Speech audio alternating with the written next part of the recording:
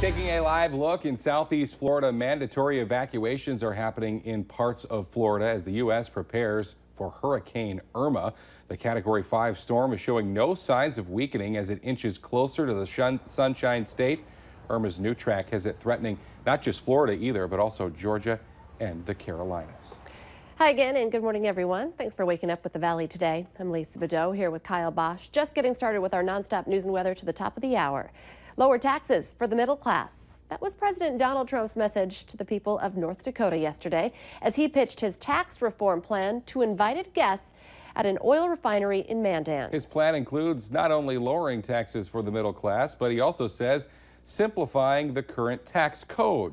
He called the current system a giant self-inflicted economic wound. Our painful tax system has become a massive barrier to America's economic comeback. It really is. We're penalized. It costs us millions of American jobs, trillions of dollars, and billions of hours wasted on paperwork and on compliance. As you might imagine, the president's ideas resonated with a number of people in the crowd. Valley News Team's Mike Morgan talked with people from across the state after the president's remarks. Making taxes easier for the middle class people, if there's a way to do that, that was one thing that really kind of caught my eye. My husband is a retired rancher, and yes, a lot of the things that he spoke about would be very helpful to the people out there. During the speech, President Trump made a reference to Democratic U.S. Senator Heidi Heitkamp, who was in attendance. He'll need support from both sides of the aisle to get his tax plan through Congress. Family and friends will gather later today to say their goodbyes to Savannah Graywind at her funeral. She is the Fargo woman who went missing last month and whose body was found in the Red River north of Fargo about a week later. The service is today at 10:30 a.m. at First Assembly Church in South Fargo. The funeral is open to the public. 6:50 now. Time to get a look at our storm team forecast with meteorologist Lisa Green.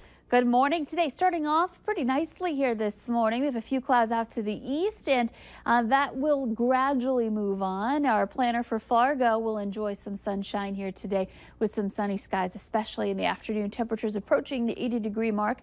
As a result, eventually that wind out of the south will become more northerly, and it'll pick up for later on tonight. Here's a look at your radar right now. We've got some cloud cover over to the east and a couple of sprinkles there too over by Bemidji, Park Rapids, up toward Red Lake and Badette. That's where we've seen most of that activity. And then east from there, the rest of us along the Red River and west, we've had some clear skies. And slowly, little by little, this will move on, but I think those clouds are going to be with us for a while here today. A quick look at Hurricane Irma. Very large, very intense storm, still Category 5 with the max sustained winds of 180 miles per hour, and the center of circulation passing just north of the Dominican Republic, and its forecast track is expected to make its way toward the southern tip of Florida into this weekend. Here's a look at our temperatures right now. 48 degrees in Fargo, 47 in Grand Forks. It's 52 degrees in Detroit Lakes and 44 in Jamestown. Our wind is on the light side out of the south. And looking at your forecast for today across the valley, we've got some 70s for most. Some of us getting to 80 degrees in places like Fargo and Grand Forks. Over to the east, cooler with the cloud cover in place. Roseau, Bemidji, Badette, seeing some 60s for your highs today, and that'll be about as warm as we get there. A check of our 7-day planner, though. It'll be a little cool again tomorrow with some cooler air getting introduced with this system moving through, but we make a nice recovery into the weekend. Temperatures back into the 80s and some nice weather. Dry, though, no rain coming up in your 7-day planner. Let's check in now with Al for a traffic update. We have steady and brisk traffic out here on Interstate 94 this morning, Lise, particularly westbound I-94. Travel speed's really quite strong this morning. I'm doing 60, and I'm getting passed by just about everything but the road stripes. So plan for that out here. That's for darn sure. Something else you need to plan for is some road work that's going to be going on Interstate 94 on the Red River Bridge. Crews are going to be doing some painting work, I believe it is. And so what that's going to mean is some lane reductions starting today at about 8:30 on westbound Interstate 94 over the Red River Bridge. They'll do, and that's going to last for about 2 weeks. Then they'll flip over and do the eastbound lane reductions. But make sure that you're planning for that. On Interstate 29, we have quite a bit of traffic activity out there this morning. It's actually busier than 994. Overall, our commute looks to be doing pretty darn well. Make sure you are driving carefully today and careful in those construction zones. Willamette Valley Today traffic. Developing this morning, an incredible story of bravery about a Minnesota teenager missing for nearly a month and escaping from her captors. Police say 15-year-old Jasmine Block of Alexandria was abducted from her home August 8th and was found Tuesday running through a field in rural Grant County. Authorities arrested Stephen Powers, Thomas Barker, and Joshua Holby in connection with the case. They're being held on probable cause for kidnapping, false imprisonment, and assault. Investigators say that Block knew Barker and that he approached her outside her home back in August asking for help. Block was then taken to Barker's home, where police say she was tied up with zip ties and repeatedly assaulted. Block finally escaped this week when she was left alone for the first time in 29 days. Police say she ran for help, trying several homes before swimming across part of Thompson Lake to find a place where someone could help her. Block has been reunited with her family and is being treated for minor injuries. Formal charges have now been filed against a man arrested in connection with the stabbing of 2 people in Grand Forks earlier this week. Police arrested Jordan Parisian on Tuesday after authorities say he was caught trying to break into the apartment belonging to the victims, the same place where the attack occurred on Monday. Parisian is facing charges of attempted murder, aggravated assault, burglary, and criminal trespassing. Authorities state there's still no motive for the attacks or the crimes. All of those injured in the stabbing suffered non-life-threatening injuries. An Alexandria, Minnesota man is recovering this morning from some non-life-threatening injuries after this rollover crash on I-94. Check out the video. It happened around 7:30 last night near Glendon Township. The man said he suddenly felt ill and was trying to pull over onto the median, but ended up hitting the cable barrier on the side of the road. That caused his car to roll over. In the last 3 weeks, the Clay County Sheriff's Office has been part of 2 high-speed chases. And while these incidents may seem rare, they're actually becoming more frequent. Just last weekend, the Sheriff's Department was involved in a pursuit that reached 103 miles per hour. Deputies say that they see police chases about once a week and don't take them lightly.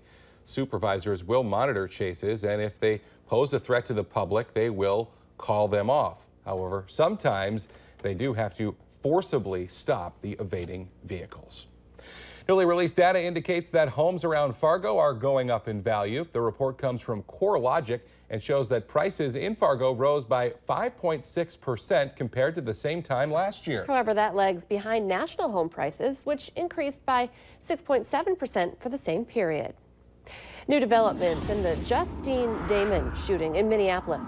Investigators have asked for medical and unredacted personnel files of a Minneapolis police officer who fatally shot her in July. A search warrant filed publicly Tuesday shows an investigator with the Minnesota Bureau of Criminal Apprehension was seeking background records, including pre-employment psychological exams of Minneapolis police officer Mohammed Noor. Noor fatally shot 40-year-old Justine Damon on July 15th after she called police to report a possible sexual assault. She was shot as she approached the squad car that Noor and his partner were in. The best of both worlds is coming together for a sweet and spicy event. The 34th annual Chocolate Fantasy and Chili 2 is today, and that's where we find the Valley Today's Christy Larson. Good morning, Christy. Good morning, guys. This is one of my favorite events to come out and support because you not only get to put that money towards a really good cause, you get to fill up your belly. And Julie, I know you guys have so many different options for people this year. We really do. We're so excited. We have hundreds of desserts. We expect about 1,500 people to come out. So if you're thinking about some chocolate today, if you're a chocolate lover, this is the place to be. But it's not all about the chocolate. You guys have a lot of other delicious things here too. You got it. If you don't like chocolate, we have that. We have good stuff for that as well. There's all sorts of different treats. Just come out and sample some. $15 ticket at the door here at the Delta today. And I think what's great too is this year that there's going to be that matched fund that are raised for people. We're really excited. For the first time ever, we have Vision Bank matching any donation made to the YWCA today up to $1,500.